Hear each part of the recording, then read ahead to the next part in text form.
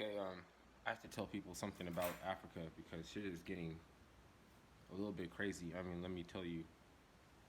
I deal with the reemergence of the suppressed subconscious psyche, right? Um, like different intervals where you could say this happened, and twice I hit. I hit twice, right? Uh, in Africa before Shaka Zulu, quarrels and collateral damage might go on for a long time amongst various horticulturalist groups, and the only way to bring it to an end, right, was to have this confrontation in front of all the other tribes, and they had observers, you know, to be able to judge the outcome, and they would fight until one person died, right, and that would be the outcome, right? And you'll be like, that doesn't mean don't look too deep into it. It doesn't mean that they're peaceful and everything, like because they stopped when one person died. They just were trying to reduce collateral damage and the ongoing, sabotage, little things like cuckolding each other's daughters and shit. Like it's just to fix relations, just to mend relations. It really ain't nothing that complicated. And well, Shaka Zulu invented the short spear and the horns of the bull technique and actually obliterated an entire group to the astonishment of everybody. They went catatonic, right? One of those things, right? Um, but it's still there in the subconscious. And if you know, like, when people realize that, like, my information is not right for this time, what am I going to do? I'm going to die on this ridiculous ass hill, right? So they start, the reemergence of the suppressed starts coming out, and they would say, like, you killed one of us, we killed one of you. Yeah, look all the way. Look all the way into it. Because, all right, that's not a normal behavior for one fucking thing, right? That it's going on and on like it's a fractured subconscious psyche thing. They don't have they're not the same people. If you would say, like, we're out here doing the same thing as them, then because we're saying one, it's not the same thing. Like they were using it for a different to resolve, just like I explained, right in the beginning, right? But since they don't have that, uh,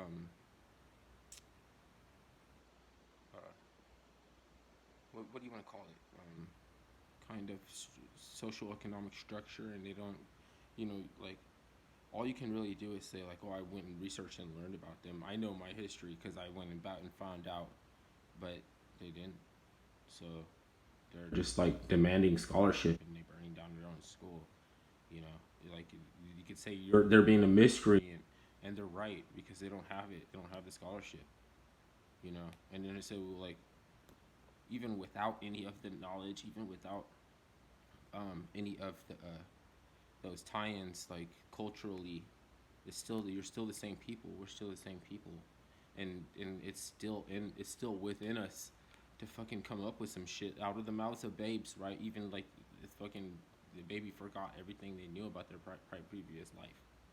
And one thing about melanin is it's a polarity, and when you study it, you lose all the knowledge. Like, you know what I mean? Because it's a polarity. You had to come into the knowledge of melanin, something that's always changing, and it's a polarity. So at some point in time, you're not going to know anything about melanin. That's what happened to white people. They invented melanin science.